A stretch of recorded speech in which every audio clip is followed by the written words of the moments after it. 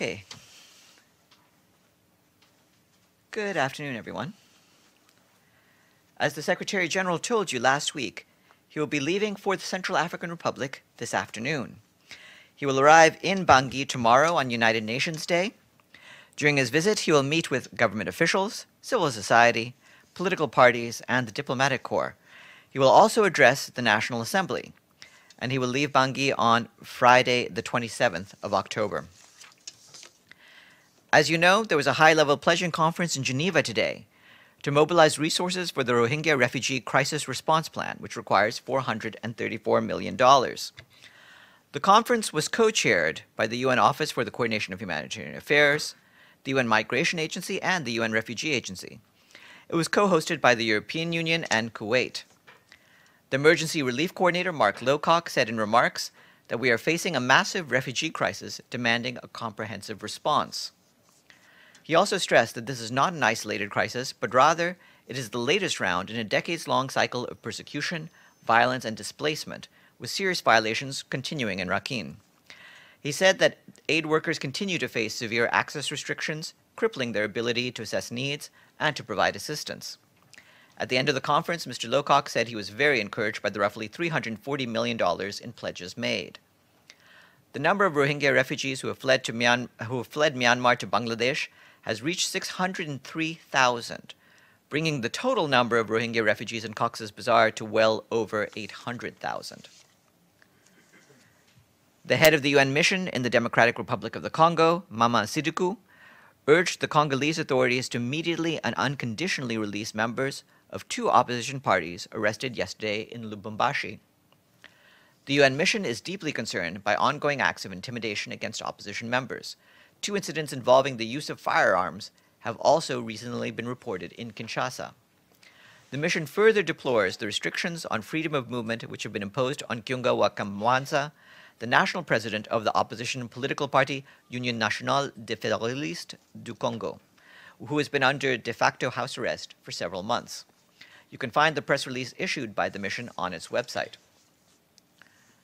We put out a statement yesterday from the Secretary General and from the chairperson of the African Union Commission, Musa Faki Mahamat, concerning the forthcoming presidential election in Kenya.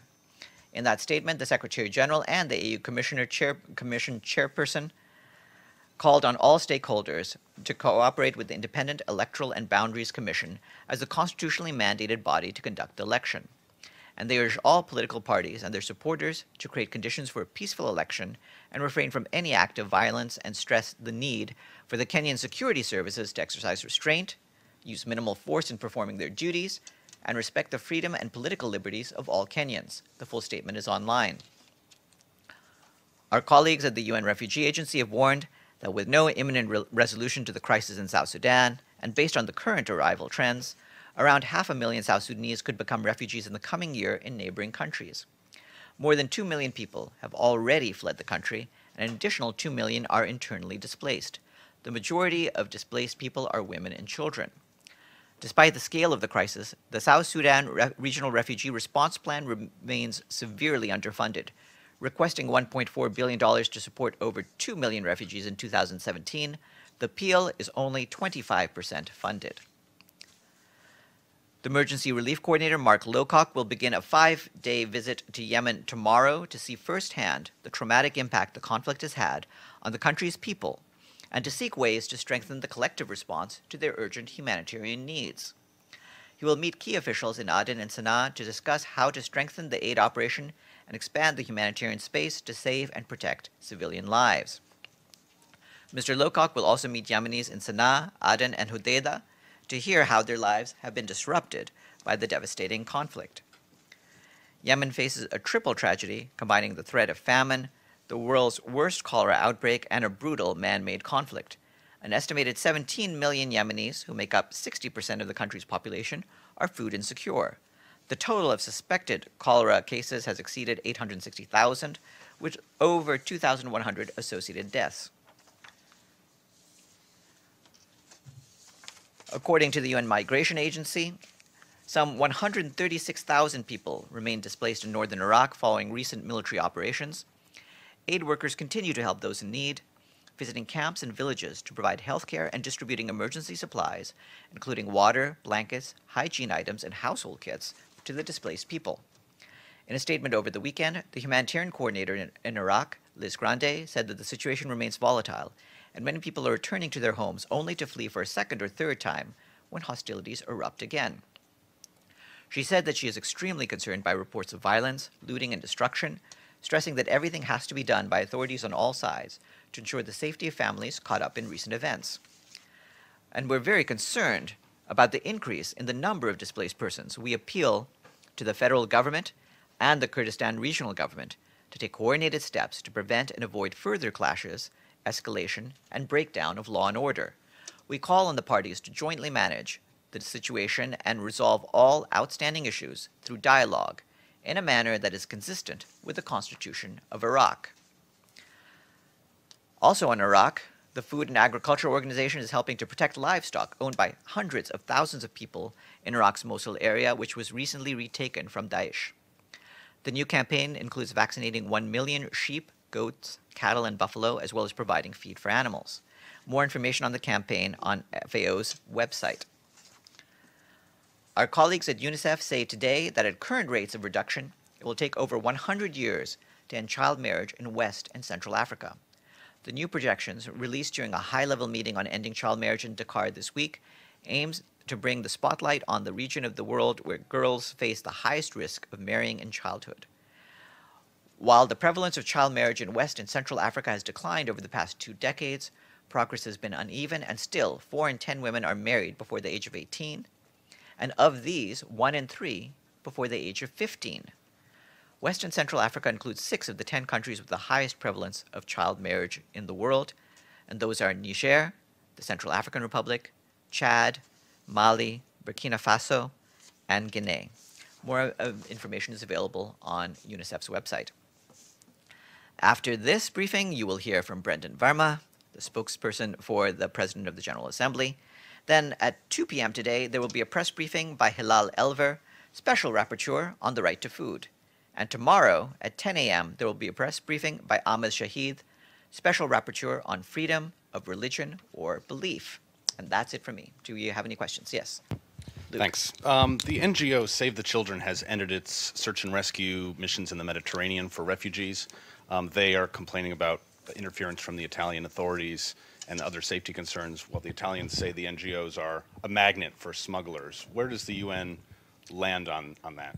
Well, we've been asking all the parties, including those with boats in the waters in the Mediterranean, to do what they can to make sure that that refugees are treated safely and that their dignity is respected.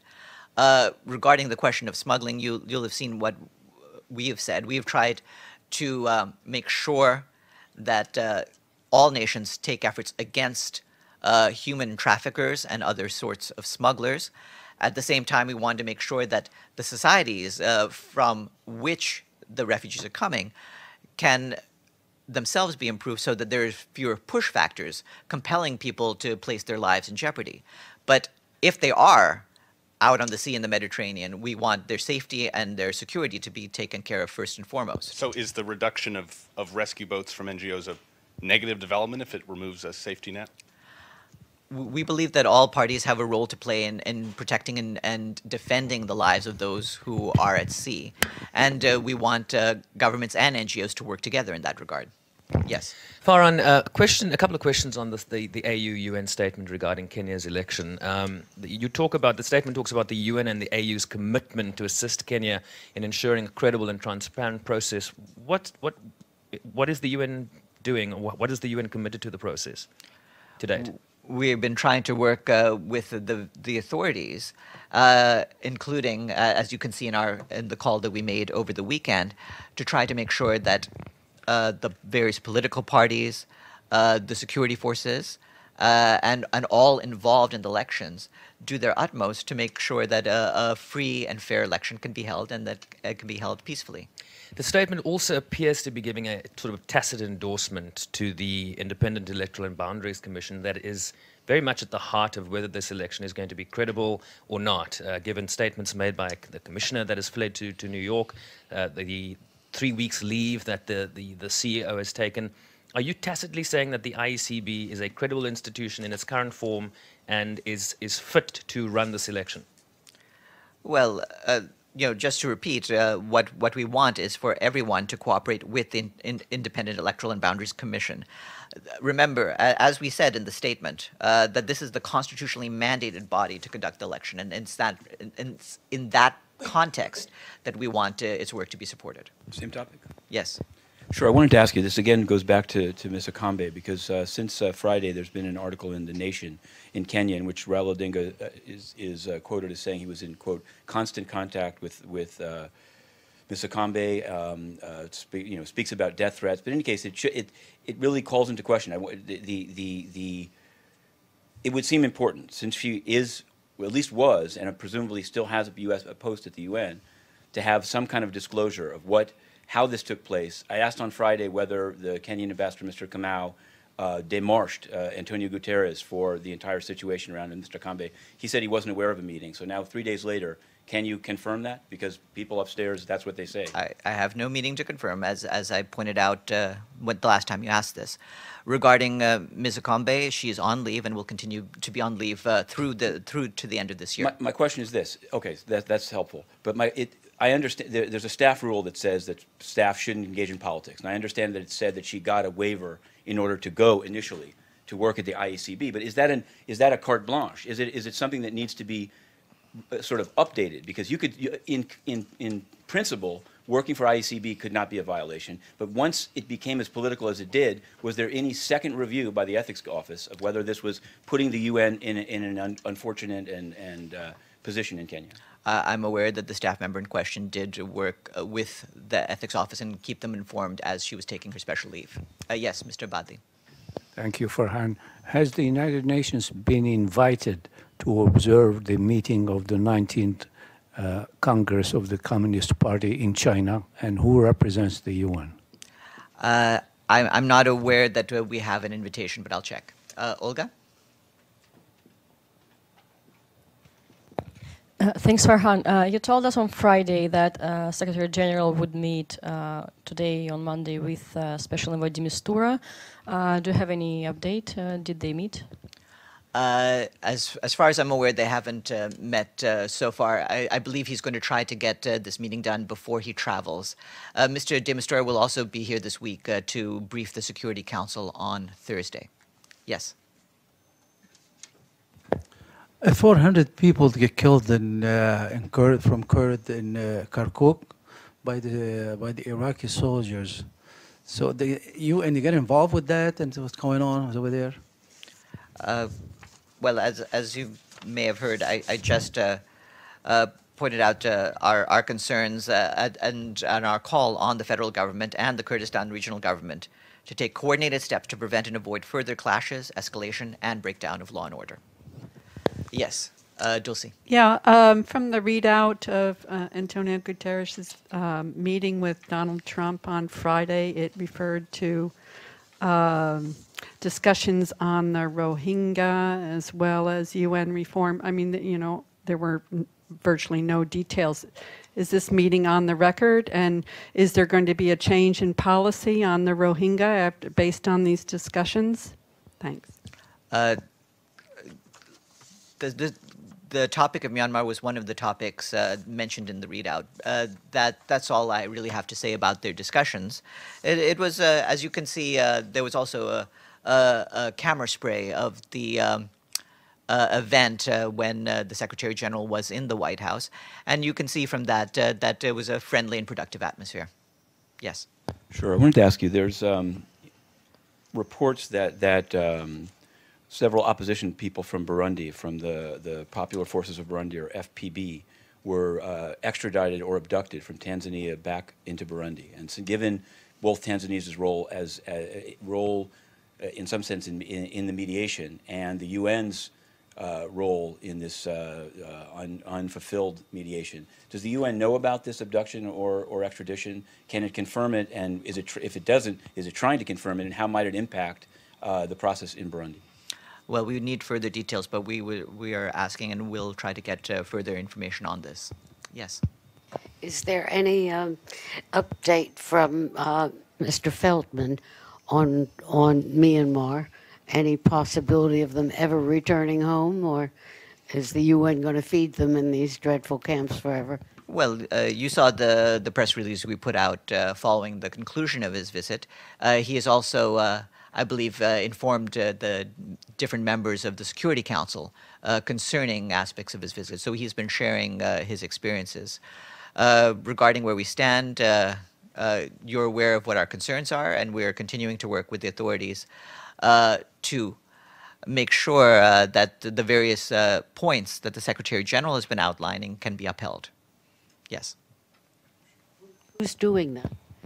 Well, we're doing that at all levels.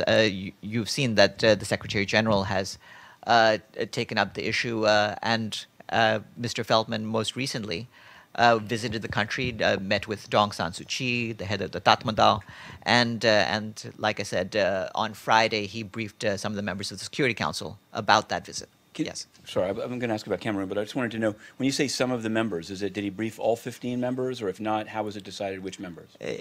I believe it was all 15, but it was an informal briefing. It wasn't a briefing inside the Security Council. Okay, thanks. I wanted to ask, on Cameroon, there had been, as I'd asked, I believe on Friday, a protest for the treatment of the crisis in the northwest and southwest regions planned for Douala. It was outlawed. It still, to some degree, went forward. People were arrested. Tear gas was deployed.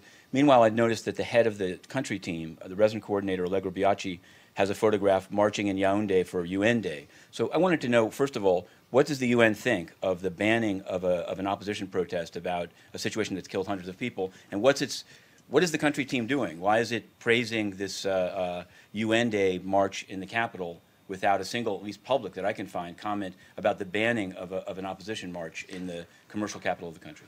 Well, regarding the treatment of the protests, we want to make sure that everyone's right to freedom of expression and to freedom of peaceful assemblies is respected, and that needs to happen in Cameroon as elsewhere. Regarding UN Day, I mean, there's nothing particularly wrong or bizarre about different country teams celebrating UN Day. That's standard across the UN system. And did the Secretary General have any view or involvement in the on-again and now off-again appointment of Robert Mugabe as a goodwill ambassador of the World Health Organization? Did he think that was an appropriate move? And did he call Tedros, the director of WHO? What does he think of it? Regarding that, no, the Secretary General had no role in this, but you'll have seen Dr. Tedros's remarks rescinding the appointment, and anything further should be directed to the World Health Organization. Okay. I have one more, and I'm going to try to do this as have this work. I just want to get an answer from you. If it's, and I'm asking for a reason, if it's permissible to use to broadcast, including via live broadcast Periscope at photo ops on the 38th floor, how does one prevent capturing the audio of UN officials who may speak during the photo op? And I asked because I received a threat to my accreditation for just that. And so I need to know what the rule is. I went to Malu, they weren't there. Mr. Mara Nasser blocks me on Twitter. So now I want to know, how is it possible to threaten the accreditation of a media for, like I'm broadcasting here? If somebody said something behind me, is this a violation that requires review of accreditation? How does it work? Matthew, your issues with media accreditation need to be resolved with them, not with us. It's, Brendan, when you come on threaten- up. Well,